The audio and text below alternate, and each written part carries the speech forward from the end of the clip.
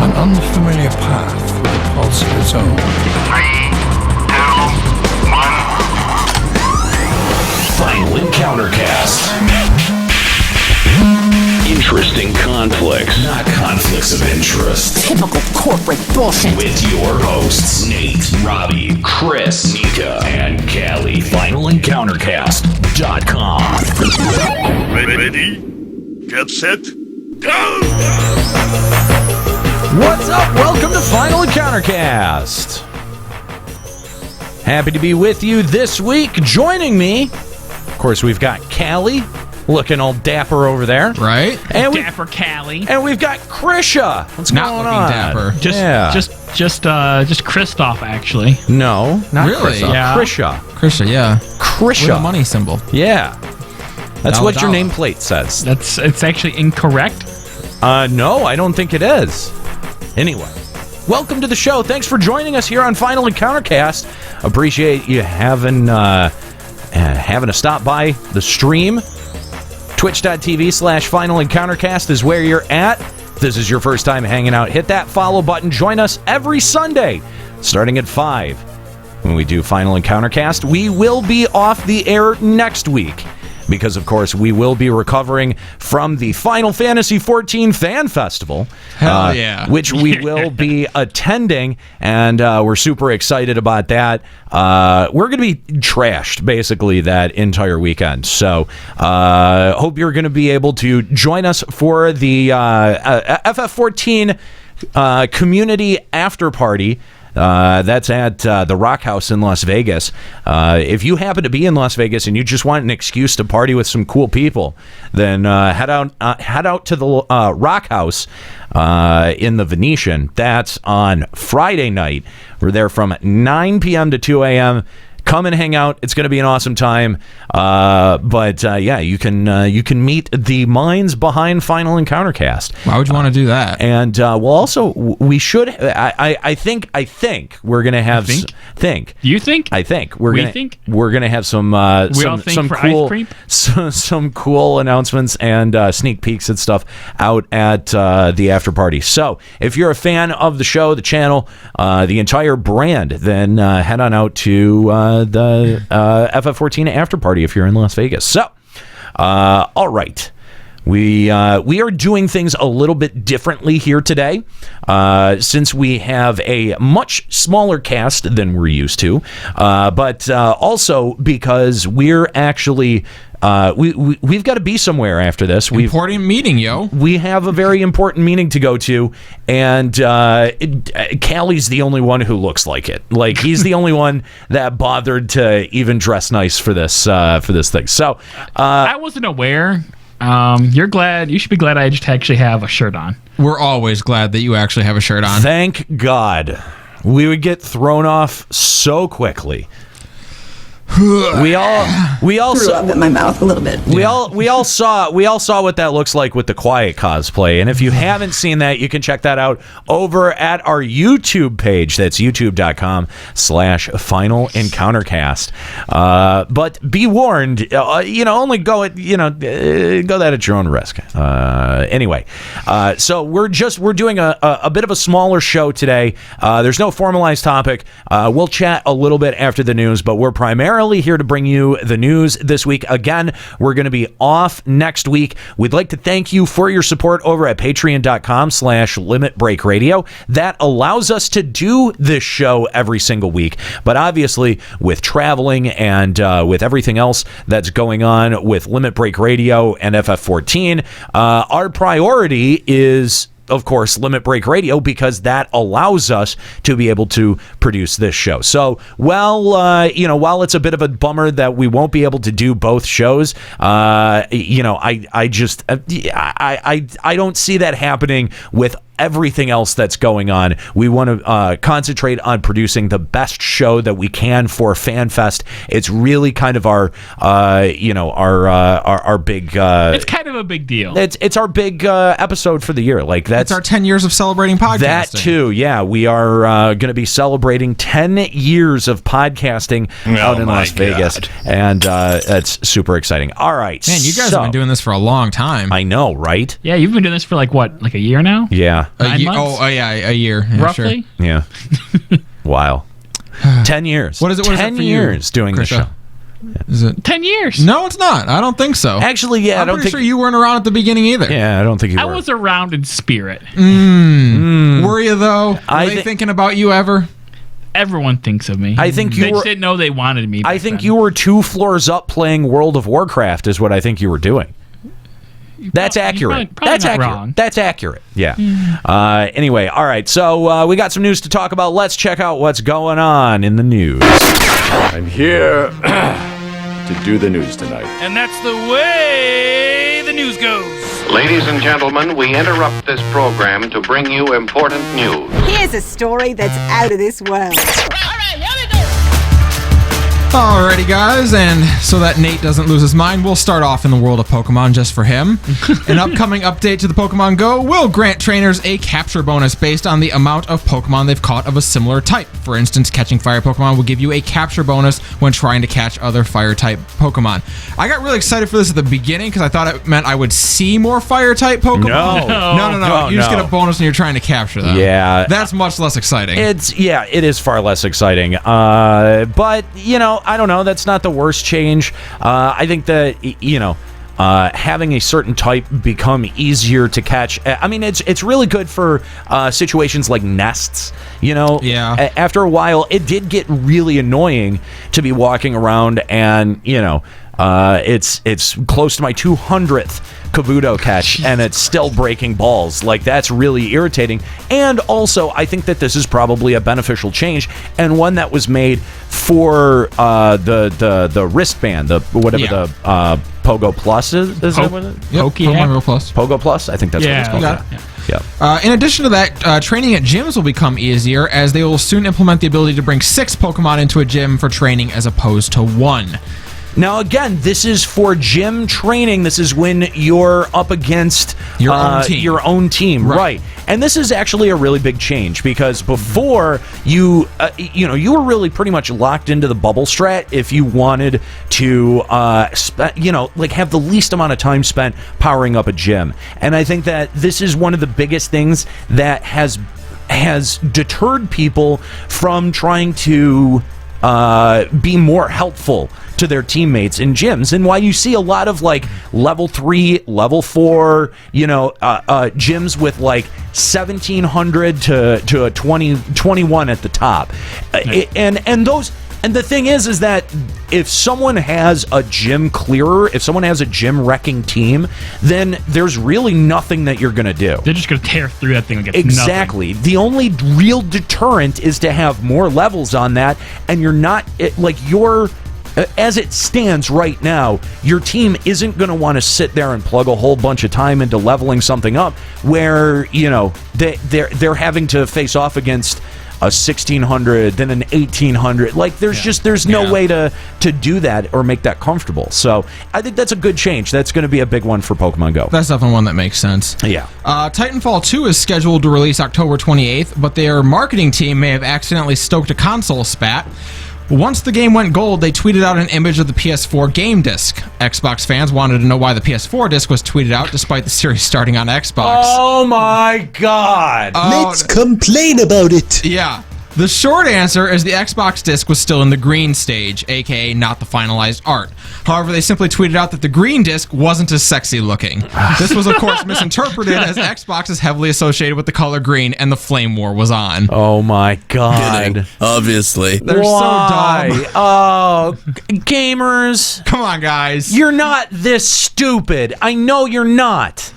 Don't be this dumb. Are you sure? The thing is that that's actually a pretty brilliant piece of marketing once everything is said and done, because you just created a huge shitstorm for no reason that you have no reason to apologize for, because it doesn't really hurt anything. Right. I'm sorry you guys are idiots. Yeah, and it just creates a whole bunch of conversation about your product. That's brilliant. Nice job. Kudos to them. Absolutely. So fans looking forward to the release of Red Bear Farrell's Outlast 2 were disappointed earlier this year when it was announced the game was being delayed to early 2017.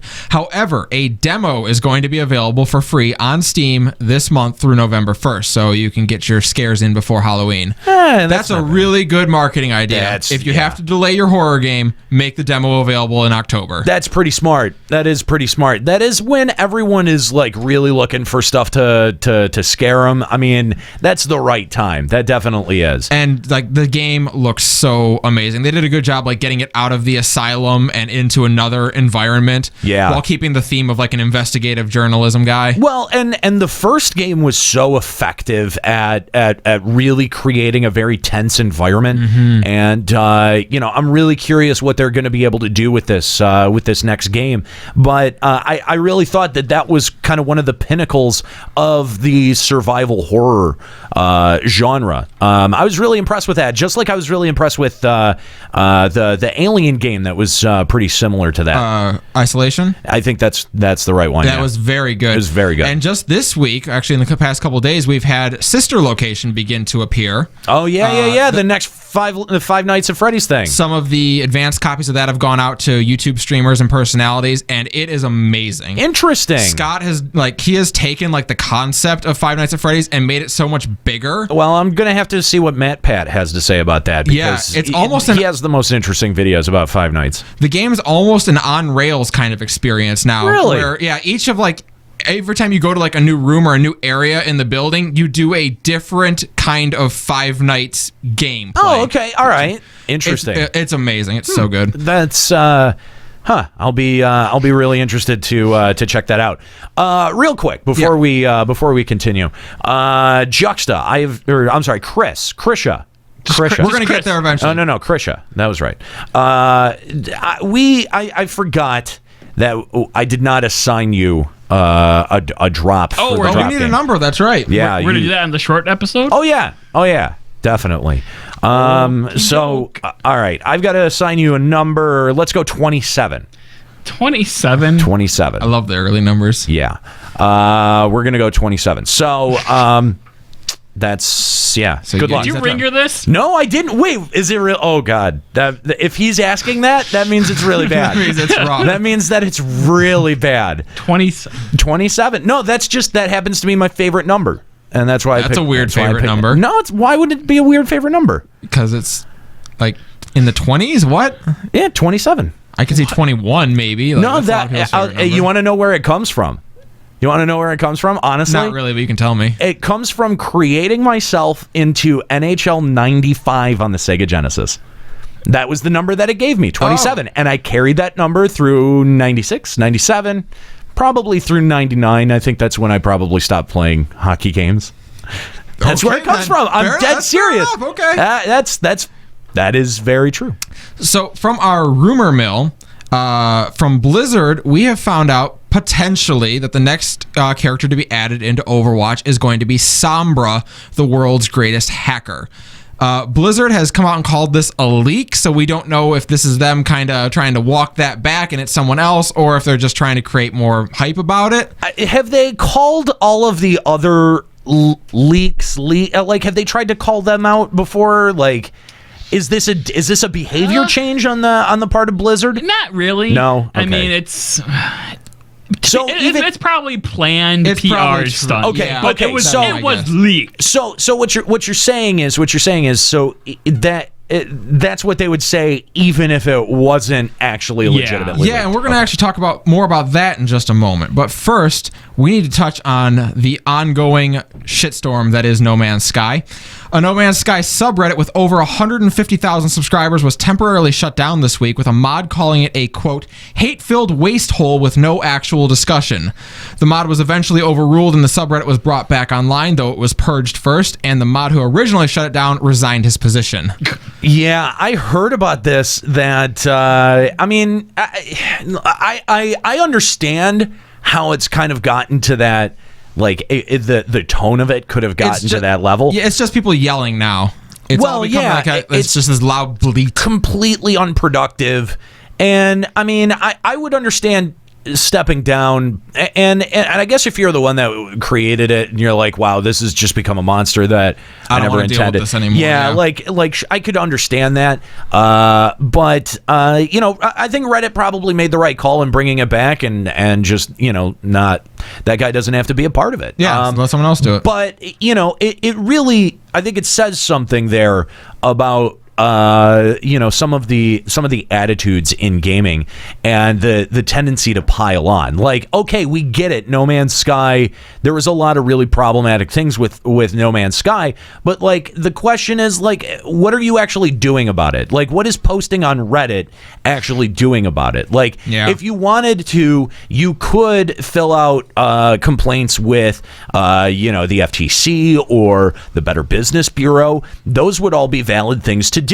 But the fact of the matter is, you're not doing that. You're taking all of your time and you're posting it to Reddit, and I don't know what that accomplishes at the end of the day, except add to, you know, the mounting cynicism around that game, which fine, whatever, but I just don't know how productive that is anymore. I just wonder how many people who are posting on that Reddit actually bought and played the game at this point. Yeah. I'll bet you a healthy dose of people are just there for the shitstorm. I mean, it does seem like a lot of people are just piling on to pile on. Yep. And I mean, whatever, fine if you want to do that, but you know, that's just why. I don't understand why. Had to happen. Oh, was that it? No. Oh, okay. Relax, bro. So, speaking of Blizzard, they have denied a report that World of Warcraft is back over 10 million subscribers. Polish magazine Pixel quoted game director Tom Chilton as saying they were up to 10.1 million subscribers. However, Blizzard has now denied that, saying that it was a misquote or a misunderstanding on the part of the journalist. They emphasized it has been Blizzard's policy for over a year now not to talk about their subscriber numbers. This, to me, sounds like if they wanted to put that idea out there, the perfect way to do it. Yeah. Now they can straight up just say, like, no, we didn't, that was a misquote, that's not at all it. And then just kind of like, is there almost like a winky face behind that? So, I mean, what are we now questioning every leak by Blizzard ever? Is that how this is proceeding? Them saying like it was a misunderstanding or a misquote. How do you misquote that, I wonder, though? It's actually 10.1 thousand subscribers. That would be rough. Well, I mean, I think that you know, if the policy has been to not talk about sub numbers, then denying any mention of sub numbers is probably the right thing to do. Absolutely. Yeah. Even if it was accurate. That way you maintain plausible deniability. Exactly. I just think like if you were now over 10 million subs, I would absolutely mention it, because if someone wants to question it, no, we don't talk about sub numbers. That was just a misquote. Yeah. I don't know. I mean, it's clever if that's what they're doing. It's a little underhanded, but it's clever. Hollywood has once again turned to their "what video game series should we adapt into a feature film" spinner. And with one powerful flick, we now have a Gears of War movie on the way, thanks to Universal Studios. Called it. God, why? Dave Bautista tweeted that he is interested in playing the main role as Marcus, but tweeted that Universal may go in another direction, such as female Marcus or emo Marcus. I don't. Gears of War? Who cares? Really? Are you a big Gears of War fan? Batista would probably be a pretty decent Marcus Phoenix. He's sure, if they can't get The Rock to play him. Yeah. I don't know. The Rock is a little bit too likable. I never thought that Marcus Phoenix was likable in any way, shape, or form. That's one of the characteristics of that character. It's always easier to boo Batista. Yeah. Oh yeah. I think Batista's actually not a bad choice. You know what? I give him crap, but I liked him in Guardians of the Galaxy. You know where he just had to play a emotionless person. Dude, he was awesome as Drax, and he was hilarious too. Yeah. Like there was a couple of. I mean, it really made me think like, oh, Batista doesn't understand jokes. Like he may not understand jokes on some human level. But just knows to laugh in response to them. And I think that character was not that far for him to play. Batista, Dave, we've got a character that's right in your acting range. You go. We got you covered, man. Don't worry about it. There you go. Just be yourself. No, I think that would be fitting for him. And I mean, if you're going to do it, I think it's a stupid idea, first of all, just getting that right out of the way. But if you're going to do it, you've got to make sure to get some kind of meat-headed brute as Marcus Phoenix. Because God knows you can't bring in John DiMaggio to actually physically play that role because he looks nothing like Marcus Phoenix. So we have to do one of those news articles. It seems like every single week. I have to do talk about porn? No, a Hollywood adapting a movie into a game into a movie. Oh. We are in about a year and a half to 2 years. We're just going to have a slew of video game movies. It's going to be a rough time. I think it's going to like, one has to be really successful first. Like, not just like break even, but I mean, like, has to be a cultural phenomenon on the level that Star Wars was a cultural phenomenon for that to really take hold. I mean, like you know, with superhero films, it wasn't until the Marvel Cinematic Universe, or I don't know, if you want to be generous, maybe the first X-Men flick. Yeah, that one was okay. If you want to be really generous, or actually the first Tobey Maguire Spider-Man was pretty good too. But you see that, you know, it really took people showing up to the box office for the genre to take root. Sure. And even then it had growing pains. And we've had a long time of video game movies so far. You know, fucking all the Resident Evil movies and that terrible Doom flick. And speaking of The Rock, the Mario Brothers movie. Yeah, it's been rough. It is, you know, like the Hollywood has not been kind to video games as a genre, and when you have movies coming out like Pixels, I don't think that really does anything. Any favors? Yeah, it doesn't help anything. So as soon as one becomes really bankable, then I think maybe we might see Hollywood change its tune for that. But until then, I think anime and video games kind of have an equal footing in terms of which is going to be the next big fad to make movies out of. I'm putting all my money on the Tetris movie. Oh, God. Thank you for that reminder that that's coming. Anyway. Boo. Here it is. The news Nate has been waiting for. Oh, no. Oh, yeah. Oh, no. It starts with the phrase, a new video from Konami. No. Survive? Released. No. Showing the, and I can't believe I'm about to use this term, gameplay to their new pachinko slot machine. What? Metal Gear Solid Snake Eater. You gotta be fucking kidding me. It's every bit as bad as you think it is, and don't you worry, we've got a trailer of it. Yes. Great. So we've seen some of this before, you know, certain parts of the oh God. Oh, it's worse than you think. Oh, it's gonna be awesome. Oh no! They made the graphics like Beautiful Joe. What the fuck is this? Legitimately, what the fuck is this? Oh, don't you worry. This is not okay. No, it's gonna get better. Wonderful. This is not okay. This is a 7-minute video. How long do we have to sit through watching Moonspeak? Get into like to watch it twice. Go about a minute 30 and you can start seeing some actual gameplay. Oh, good. Unquote. Oh, good. Oh, there it is. Oh, no. Oh, no. Did you hear that voice acting? I did. Oh, this is... What the fuck? Quiero. Oh, no. It's time to spin the wheel. Stop it. Quiero. Look, both of these things have been in Metal Gear Solid games, so it's like not an unfair reference. Oh, this hurts. Now, is this canon to the story? Yes. What, are you asking if this happened in the game? No, I'm saying is anything that happens in this, is it going to be canon? Oh. In the Metal Gear Well, series. it's not any different than what happened in the actual game itself. Oh, he almost got pulled off. How exciting. I mean, honestly, the graphics up top look really fantastic. Yeah, they do.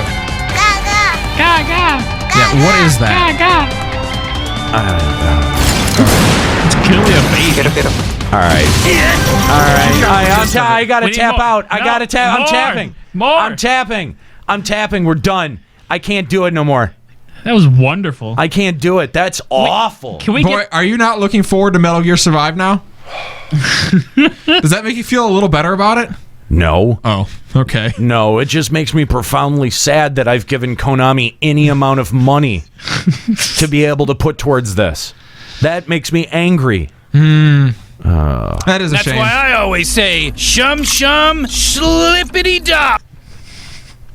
It's not bad. Is that it? Kind of. It was. I'm not going to count that one. That was bad. New No number laughs. then? Yeah, just kind of right. landed flat. Awkward. Yeah. 333 is your new number. Okay. All right. Well, how about a trailer to kind of take the edge off that one? This Thanksgiving, we'll see a healthy dose of nostalgia for 90s kids as the Legends of the Hidden Temple movie will be hitting theaters. A new trailer released for it, which shows the Shrine of the Silver Monkey and a good deal of other sights familiar to those who watch the game show, Silver Snakes for Life. Hang on, this is a fucking movie? It's a movie. It's a movie? yeah. Wait a minute. Kids are going into the Legend of the Hidden Temple. Hang on. When I heard about this, I thought that they were just resurrecting the show. No, it's a movie. What? Yeah. It's a movie, baby. Oh, no. All right, fine. It's going to debut with Tetris, man. There's no way that this is good. Oh, not in theaters. I'm being told it's not in theaters, only on Nick. It sounds good. It's unbelievable. I love Meryl Howard Kalin.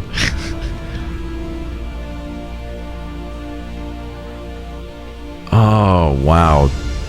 It's just so epic. It's like they didn't even... tension. It's like they didn't even try.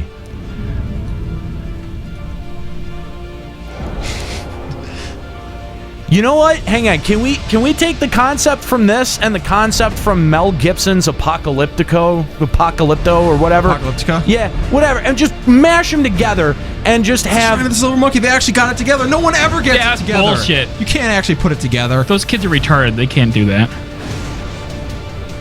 This seems such like... Why? I would have just rather the game show come back. Yeah, exactly. Like, no Wait, kid... we're going to get to hear from Olmec. Oh, man. I am Oh, yeah.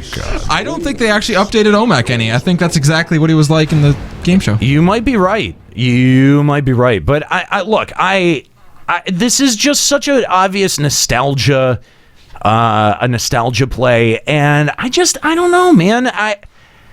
It looks awesome. No, I don't think it does. I'm not know. into it. I'm not into it. A dramatic Legends of the Hidden Temple, just bring the show back. Wait, exactly. The game show was awesome. Yeah. Why not just bring that back? Exactly. I'd And watch let kids that. see, the thing is that anyone old enough to even remember Legends of the Hidden Temple is not going to be into some kind of dramatic thing. People loved like Splat and shows like that, but Yeah. Legends of the Hidden Temple was way better. Look. Okay, we on Limit Break Radio, we spent 15 minutes. We dedicated 15 minutes of that show to a Rocco's Modern Life reference. We sure did. That is from the exact that is from the exact same era of Nickelodeon. Okay, if our entire chat room for at least 10 minutes did not understand that reference, how are kids going to be expected to have any kind of attachment to Legends of the Hidden Temple? Maybe oh no. Kids are going to grow up thinking this is what Legends of the Hidden Temple is. They're going to tell their kids about the movie that came out. They're not going to know about the game show. Oh my God. Oh. It's so stupid. It's so stupid. Anyway. Well, speaking of nostalgic trailers, we've gotten a pair of Power Rangers trailers this week. One for the upcoming side-scroller game and one for the movie. The side-scroller game will be out on PS4 and Xbox One in January 2017, while the movie is coming March 24th. Now, the movie, unfortunately, I'm seeing that get pulled everywhere, so we're kind of afraid to show that one. Yeah, we're not going to show the movie trailer. That said, you should all go watch the movie trailer, because it looks like If Legends of the Hidden Temple looked bad, this looks that good.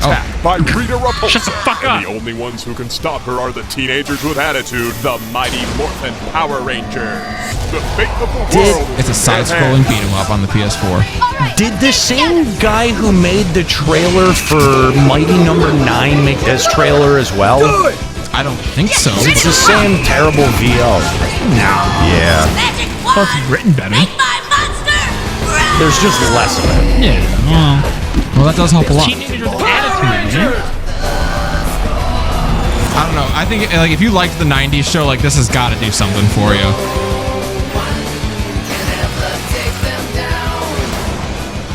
But there's a far greater evil that awaits our heroes from the shadows. Gee, I wonder who it is.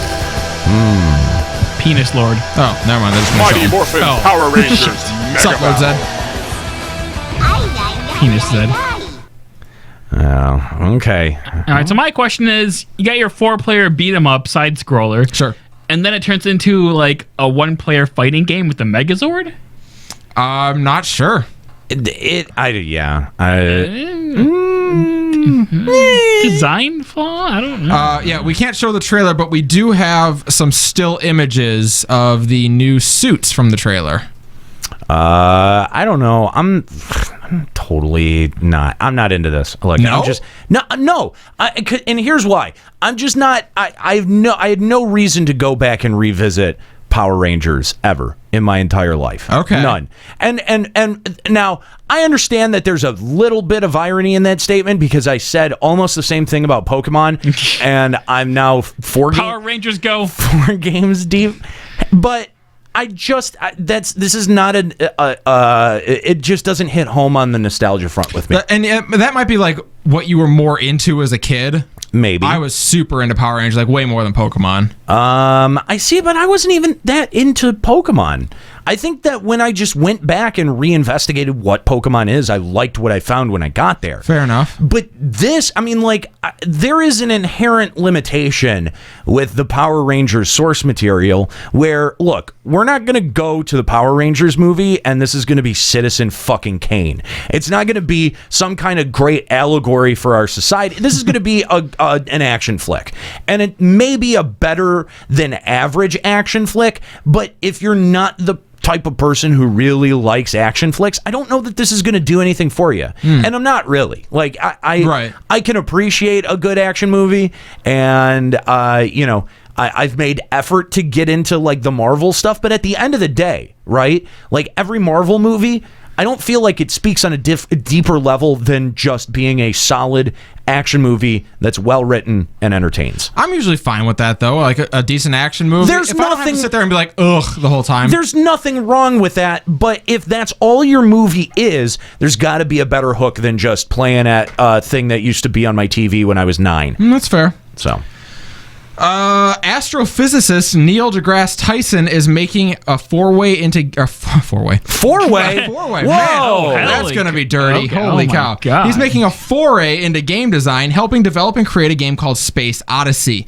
The game allows the player to build and develop a planet, solar system, up to a galaxy. It incorporates elements of Minecraft and Civilization, but the developers insist it's a unique experience, and the game also is billed as being founded in real science and real physics. That's pretty cool. That's kind of sweet. I'm into it. I think Neil deGrasse Tyson puts his name on pretty cool stuff, and I'm generally into the all of the stuff that he said. I loved the Cosmos series that was on Fox, and I was so sad that it got canceled after 1 season. So I really thought that was a great. It was a really good series. Really good. And yeah, it's neat because like so you can make your planet kind of however you want it to be. Just the bigger it is, the more complicated and difficult it's going to be. Yeah. So it's cool. It sounds actually more like building tools than a game. But Yeah.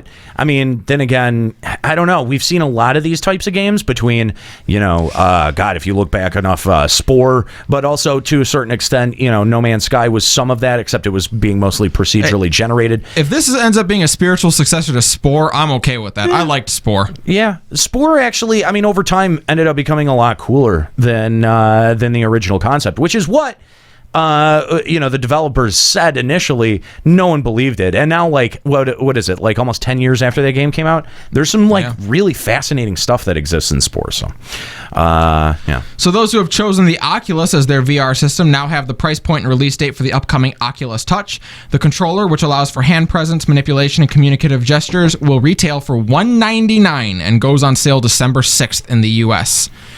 $200 controller.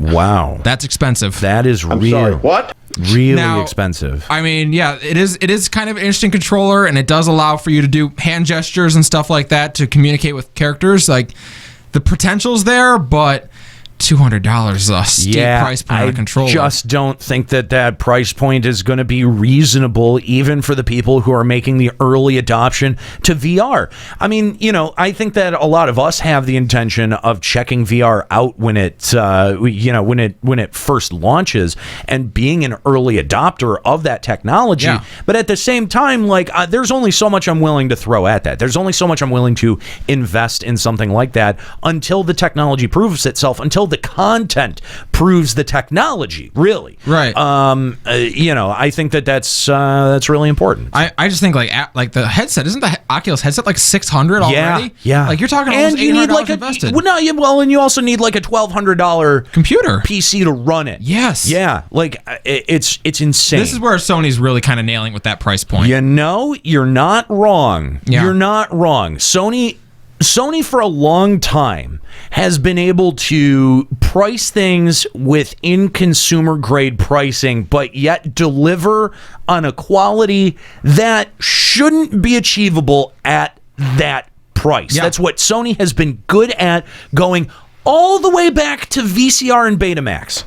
They've been good at that for so long. The classic example always has been like a DVD player on your PS2. Yeah. DVD players weren't cheap when the PS2 came out. That is true. That is very true. And that sold a lot more units than people, remember that it did.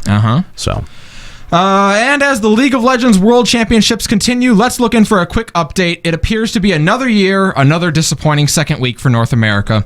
After a strong showing in the first week of group stages, both Counterlogic Gaming and Team Solo Mid have been eliminated, leaving Cloud9 as the only remaining North American team.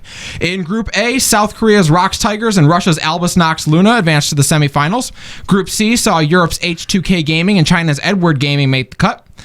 Group D saw South Korea's Samsung Galaxy and China's Royal Never Give Up advance, and which that only leaves Group B, which is scheduled to begin tonight at around 7 o'clock. Currently, SK Telecom and Cloud9 are tied for first at 2-1, while IMA and Flash Wolves are tied for third at 1-2. So for more information on the news and other stories, visit our blog at finalencountercast.com. All right, thanks, Callie. I'm sorry, that went on a little earlier than we thought it was. Apparently, it started early today. So that game is going on right now. Oh, okay. Great. Way to go. You Nice job. terrible It's person. way to 7 go. o'clock every other day. Sorry. Thanks a bunch. Thanks for that update. Everyone Did you even try? Everyone who's listening to this on the podcast is like, well, why did I just listen to that sentence? Yeah, that's terrible. All right. Before we get out of here, again, thank you guys for your support over at patreon.com/Limit Break Radio. We want to remind you, we're not going to be around next week. We're going to be in Las Vegas for the FF14 Fan Fest. If you're a fan of this show and you happen to live in Las Vegas, come say hi. We'll be at the Rock House on Friday night, starting at 9. We'll probably be there all the way until 2 or whenever we have to be carried out in our blackout drunk state.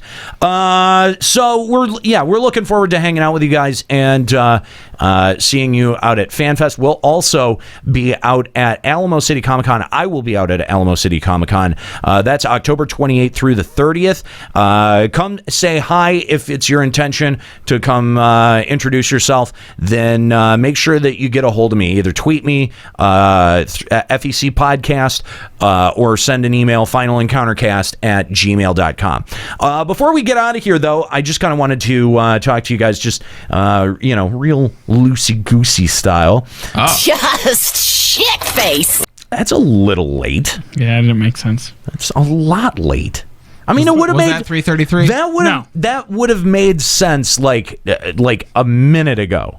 A minute ago? A minute ago when I was talking about the after party. Oh, I was being dragged out. Yeah. Oh, I wasn't paying attention. I was looking for drops. Great. And you make fun of me.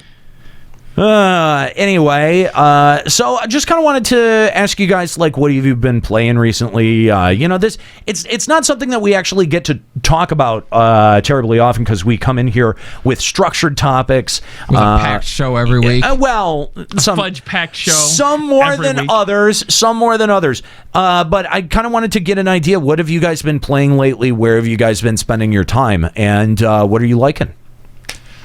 Go ahead, Callie. Okay. Okay. Let's just fall all over each other just to get the other one to speak first. That's great. Yep. Good show, guys. This is real good radio. Thank you. This is terrible. No, that's what I meant to say. KTIT, K-Tit, playing the best tunes in town. Was that it? No, it wasn't. I just wanted to get that in there. That's amazing, though. That was pretty good. I think we have to refrain from asking after every drop, was that it? Yeah. Because that's going to get irritating. Yeah. So I'll let you know. All right. Holy cow. We'll start off with Krisha. What have you been playing lately? All right. Well, I was going to actually try to get back into Final Fantasy 14 and actually start playing and like getting gear and stuff. And then Nate rekindled my interest in Pokemon. Oh yeah, no. Just blame it on me. Now I do blame it on me. Yeah. You uninstalled World of Warcraft. Yeah, I did. That lasted. Okay, so what made you bail on WoW? I didn't have enough time to play as much as I wanted, and I couldn't raid with my group because they raid when I work, and I was just getting bored with the game already. So, and my sub was getting up, so I just tossed it. Okay. All right. But no, actually, I've been, quote, playing Pokemon. And by playing, I mean actually sorting and organizing all 10 or 6 years of Pokemon games. Okay, so wow, 6 years. So Yeah. tell me about this migration, because this is epic, and I mean, like, you're pretty close to a living dex, which is an impressive feat, and transferring up from not 6 generations, but 6 years of playing. What generation did you start transferring up from? All right, so I started at Soul Silver. Okay. And I just started moving. I just moved everything on those carts up to the Pokebank. And then from no, you can't, because you can't bank. Sorry. You can't bank Soul Silver. You've got Okay, Poke Professor. Yeah. Sorry, I missed a step. I put them all on Pokemon Black. There you go. First. Actually, white. I'm white. Which, white flower. by the way, is no. What? Wow. Whoa. Oh, wow. Okay. You don't get to slip that one in there without anyone noticing. White is the superior game opposed to Black because I like those Pokemon better. It has the America bird on it. Oh, really? Yeah. Yeah. I'm uncomfortable. Anyone else uncomfortable? A little bit. Yeah. Anyway, well, it is notable, though, because you have to play that goddamn safari catching game to get them from Soul Silver to either Black, Black 2, White, White 2. Oh, that's right. So actually, I skipped a step. I took all the stuff from Black onto the Pokebank, and from there I sorted it from generation into each individual page, and I started putting them where I needed to go. So you didn't migrate Soul Silver to Black prior to this? No, I didn't. Wow. So that's quite a decision. Why not migrate any of that? Well, because if I did Soul Silver to Black, then I had to do that awful minigame. So I took all the Black shit, organized that in the Pokebank. Okay. And then I printed out 5 pages of Pokemon, 4 columns each. Jesus. Highlighted all the ones I had, highlighted the ones I had on the other cart on Soul Silver. So I only moved over the ones I needed. Okay, that's fair. That's fair. And that process took how many Tuesday, boxes do you think? That I transferred over? That you transferred over, yeah. 6? That's about what I transferred over. About 150 I estimated. So I played that awful game a lot. Yeah. A lot. It's a fun game. No, it's not. No, it's nothing not. is It's fun tedious. about it. It is. And it it's- requires that you have 2 DSs, which is really irritating. Yeah, so I hijacked Robbie's DS. Which that, by the way, Robbie's got the Village DS. Yes, what is going on here? that is a Hoey DS right there. That DS gets around. It really does. It really does. So, all right. So at the point now, yeah, I'm basically just playing. Like, I did all this over the course of like a week. So it's probably taken me like 10, 12 hours to just organize all these little stupid shitmons. Okay? Jesus Christ. at this point, actually, like, I just want to play a game. So now I picked up Omega Ruby. Okay. About 2 days ago or so, and I'm like 2 badges into that. And I've realized why I've never actually completed Generation 3. It's because all the Pokemon in that game suck.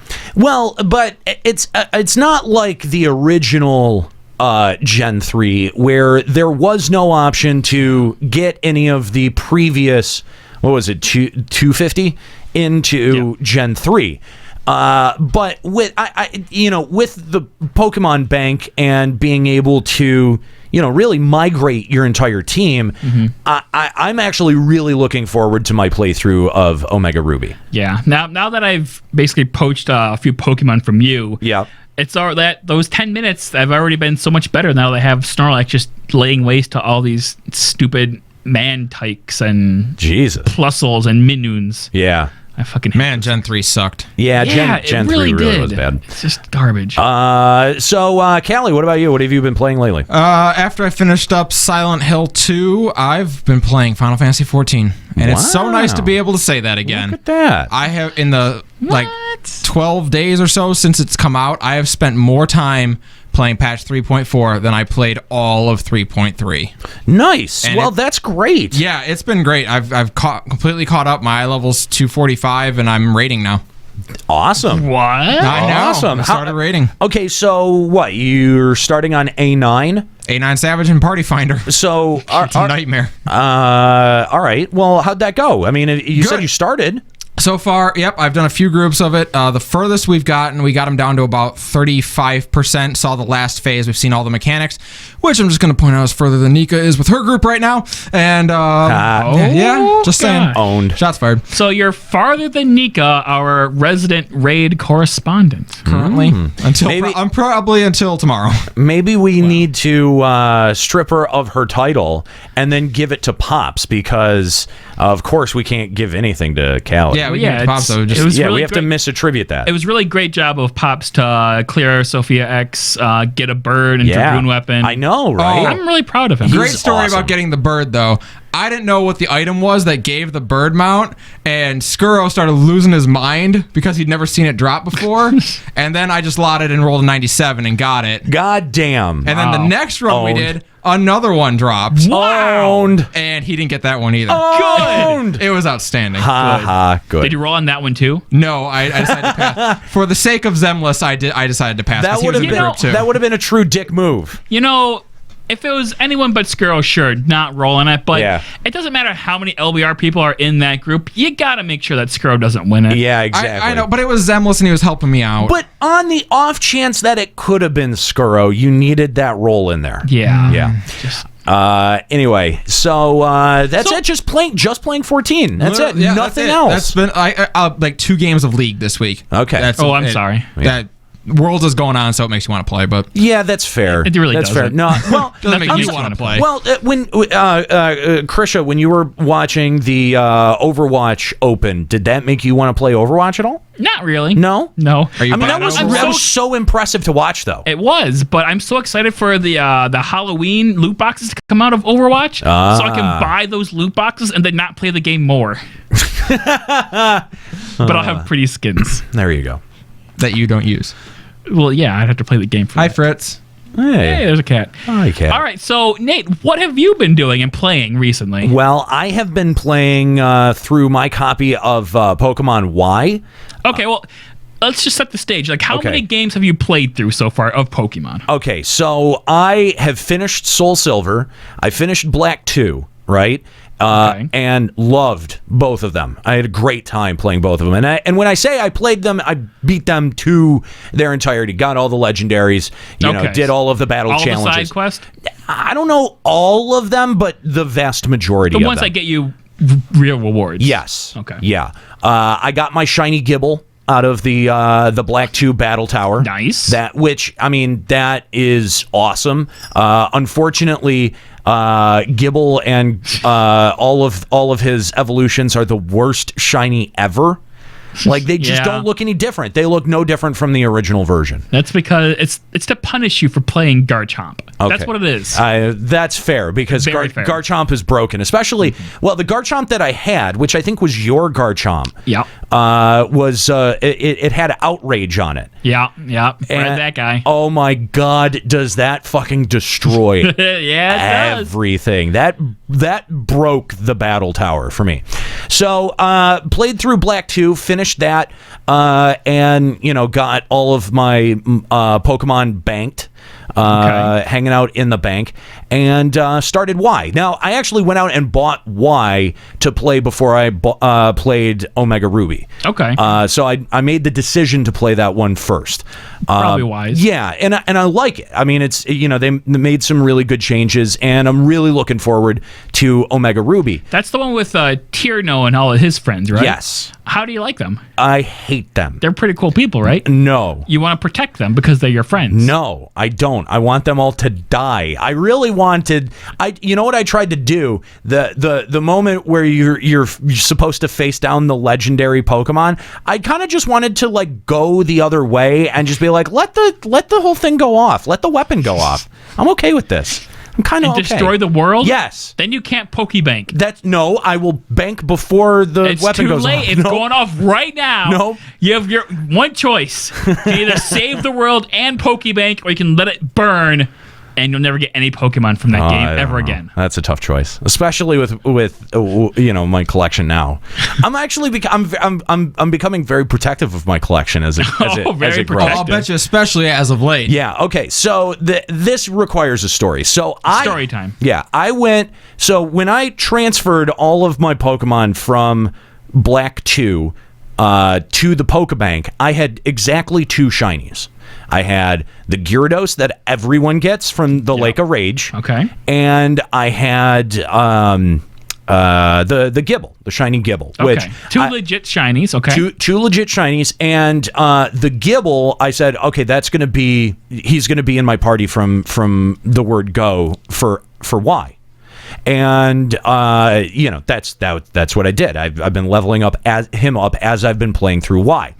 But I also decided, okay, this covers me for every region except I will have never played Gen 3. What Sinnoh? Is it Sinnoh? Sinnoh region, right? That's Gen 4. SINOH. That's Pearl and yes. Yeah. So what I did, I picked up a copy of Platinum. Okay. And good choice. Yeah, because it's got all of the upgrades. It's got additional Pokemon that you can catch. It's got a bigger deck. Is Platinum like the yellow of yes, that? Yes, that's exactly right. Okay. Yeah. So pick up my used copy, and you always check the cart before you reset it, right? Like if you're buying a used cart, you always check to see what someone has left behind, and I check it. And for some reason, I was really anxious to check it.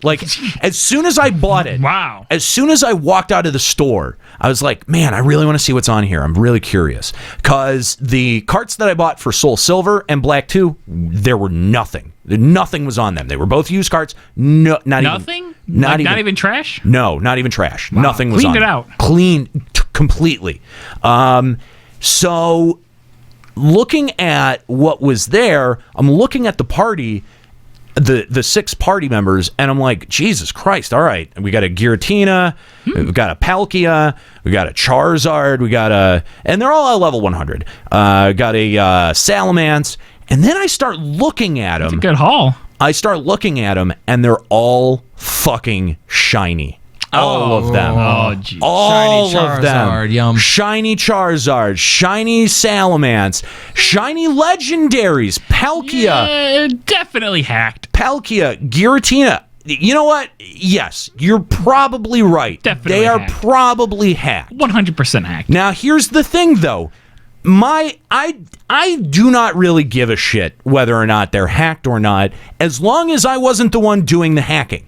As long as I'm not the one spoofing, a code or using a Game Shark, I'm pretty ambivalent. If I get a shiny, like I got a shiny Manaphy over GTS for a Magikarp. I did a Wonder Trade and I got a shiny Manaphy. What am I supposed to do? Release it? Like what?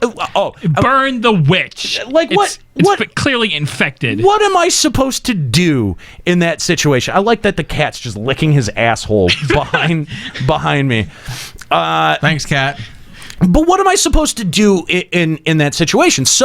But there was a shiny Rayquaza in there. There was a shiny Mew, a shiny Mewtwo, shiny Arceus. So they're all hacked. You got all these infected, hacked, fake Pokemon. So you're gonna throw them away, right? You got to see if they transfer. You gotta. Oh. What do you do? What would you do? Oh God, Krisha, what would you do if you were in my shoes? I would leave them on that cart to die. Why? Why? Because they're not legit and they're not real. They're abominations. They're amalgamations of man, technology, and science. They are not real living beings. Okay, now tell me how you really feel. What would you really do? I'd leave them on the cart. No, you wouldn't. Yes, I would. Liar. I can fucking prove it. Liar. You would try. No, you would at least try. Nope. Because on that Soul Silver cart, apparently I had hacked or got like a QR code or something. I have 3 shiny Kyogres, 8 shiny Eevee, and I'm like, I could shine. No, they're not real. No, there's so I just left them on the cart. I don't need that shit. They're not real. Here's the thing. I can't guarantee that they're not real. I have no idea what happened to that cart before I bought it. No idea. You can guarantee those are hacked. No, because I can't. How can you guarantee it?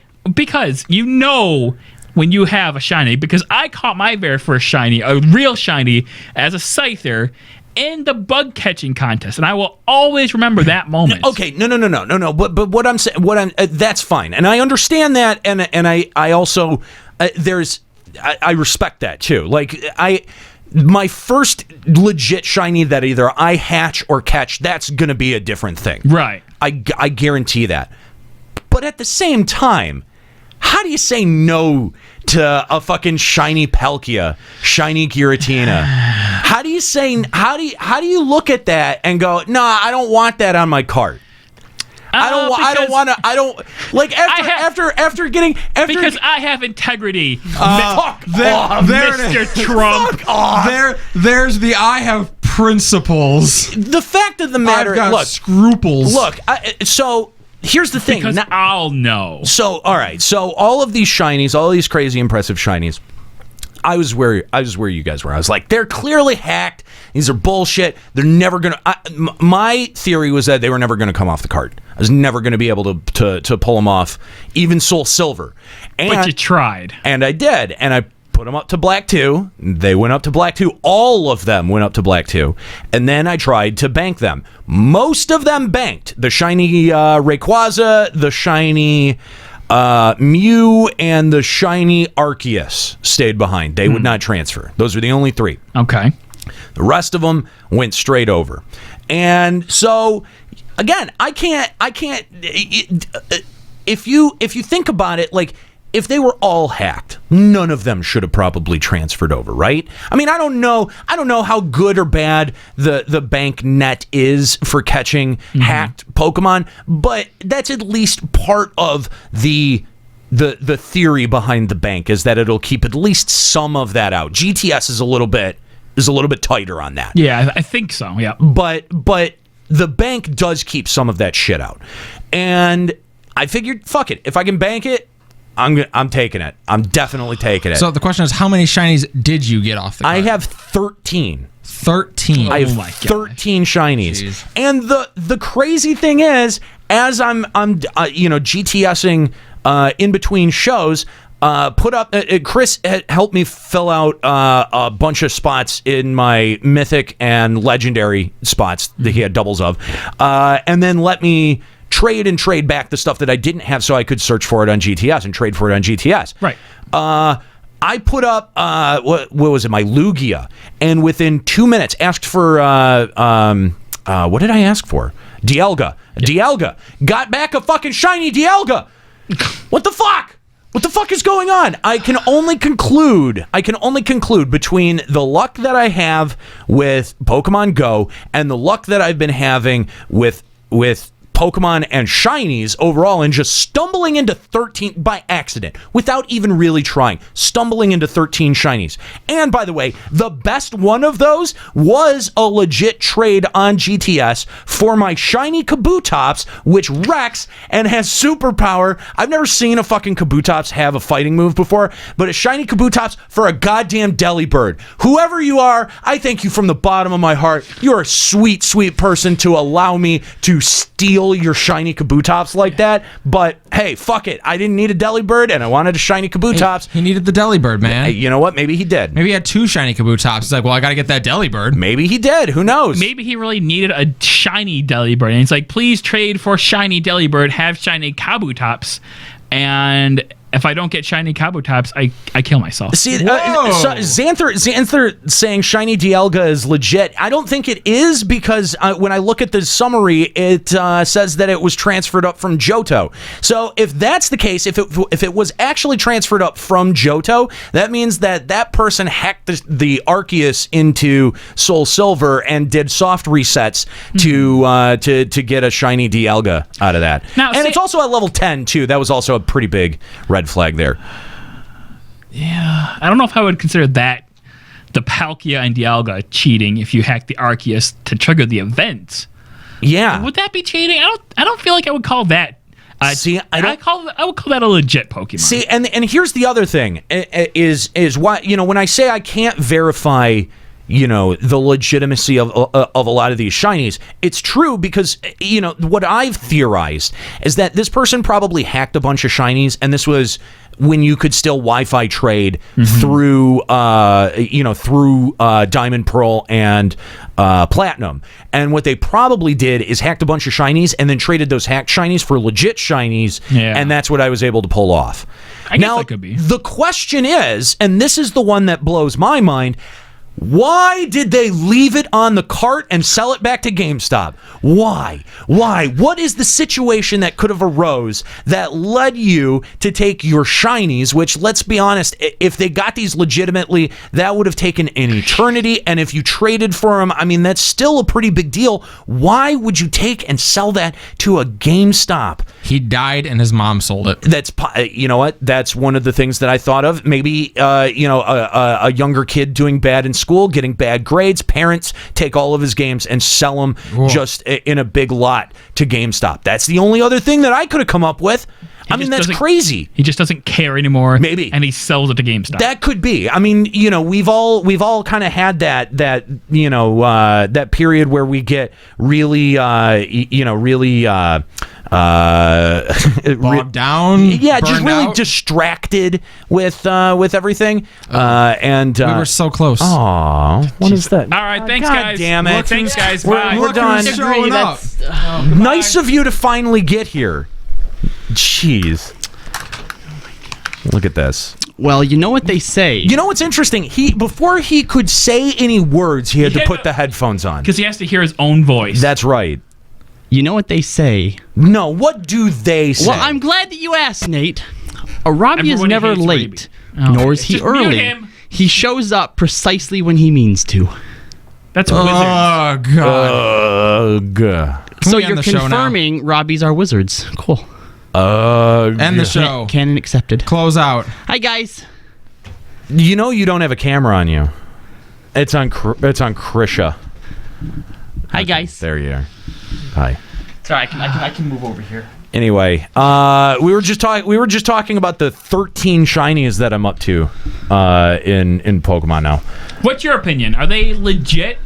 Like, if you had 13 clearly hacked shinies, would you keep them? Now, okay, well, you actually know the history behind. You know the whole story. I don't need to go over it again. You were actually here when I was doing the transfer process. You provided the other DS. So got myself a free shiny Mewtwo. Yes, you did. Which I think you know that it's gonna says a lot. That says a lot right there. Hold on. Lies and thieves. No, hold on. I'm sort of in between you two. All right. Because okay. Please tell me. I feel like Rocket there are Front number 1. I feel like there are 3 tiers of shinies. All right. There's your hacked shinies, which are just like anybody can do it, right? Yeah, right. You have your event shinies, which are cool, but everybody had a chance at them. Right. And then the top, which is the best, are shinies that you earn yourself. Yeah. Okay? So Right. it's cool having all those shinies. Sure. Absolutely. Yeah. But, having your own shinies and either breeding them up or going out and finding them in the wild, that's like a whole different level. And that's the thing is that, and as I was saying to Krisha before, that the first time that I get my own, legitimately, that's not a gift or coming out of the battle tower or something. It's gonna feel different, and I know that for a fact. Yeah, I mean, I was up to I'm up to 800 some hatches for Porygon. I still haven't got it yet. And you're like, why do you keep doing it? I would have given up by now. Yeah. But because I've farmed a few of the other ones and they've taken less than 300, I know how it feels when you finally see one. Yeah. So that's what keeps me going. Sure. Yeah. Now this is interesting. Before the show, before you got here, and I didn't share this in the host chat, I got another fucking shiny off of GTS. Yeah. What one this time? Fucking Dialga. No, nice. Yeah. Didn't you have? No, that was a Palkia. It's a Palkia. So now I actually have shinies of Palkia, Giratina, and what was this one for? This one I had put up a Lugia. Okay. I was just trying to fill out the decks. Oh wait, someone traded you a shiny one? Yeah. Huh. Weird. Yeah, it is. Yeah. It is. And so yeah, I'm now up to 13. Now, if you had bought that platinum cart and you were sitting at this, you were looking at this saved game and you're like, oh my god, all of these are fucking shiny, all of these are shiny, what would you have done? Would you have at least tried to pull them off the cart? Yeah. Would you keep them? Yeah. Exactly. The reason the reason why is in this case, when it comes to shinies, there's really only two ways to get shinies: hack them and events. Because even in some of the games nowadays, it's actually impossible to get shinies. Yeah. Like in Oras and X and Y, I don't think you can encounter legendaries as shinies. It's impossible to. I'm not mad. I'm just disappointed. Says the guy that's only playing Pokemon because you and I are. Yeah, exactly. Oh, thanks, I don't have Mom, to for defend that my one. Excuse me. cred. I was a bigger Pokemaster than all of you combined. Excuse me. When did you buy Omega Ruby? I don't know. Take a guess. Just was it throw this something out months there. ago? Last week? Are you sure it wasn't last year? Oh, wow. Could be. Oh, last year. Okay, when did you actually start playing it? Okay, for starters, in that fact, is Gen 3. Who the worst Who gen, beat your Omega figuratively. Ruby before you did? You're welcome. I did. You're welcome. I broke that cart in. Oh. You're welcome. God, he's such a pokey fraud. Yeah. Oh my god. Yeah, he talks all this big talk. These kids start playing Pokemon like a year ago. They're like, oh, this game is so cool.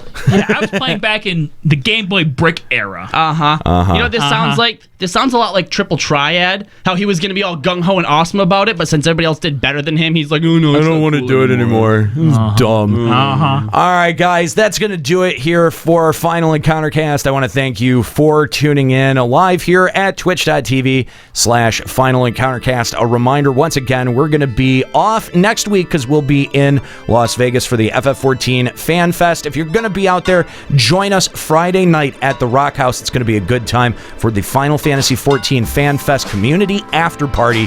It's $10 at the door. You can RSVP over at our website, limitbreakradio.com. Huge shout out to Kookie, who has really done a lot of the legwork for putting this event together. All right, guys, that's going to do it. We want to thank you for tuning in here at twitch.tv/Final Encountercast. FinalEncountercast.com is the website where you can check out our entire archive. That's going to be it for Krisha, Callie, Robbie, and even though she's not here, Nika sends her love. I'm Nate. Have a good one.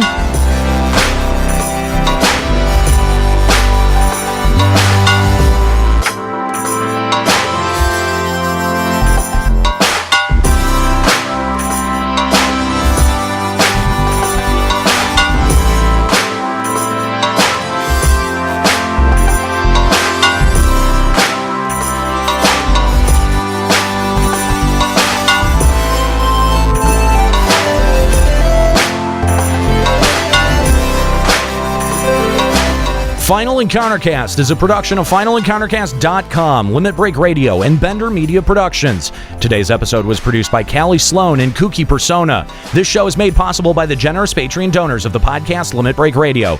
Opening music provided by Keyboard Kid. More info and music can be found at keyboardkid206.bandcamp.com. Closing music provided by Sobsy. For more info, visit sobsy.bandcamp.com. For links to articles mentioned on this show, visit our live blog at FinalEncountercast.com. Final Encountercast and its hosts are solely responsible for its content.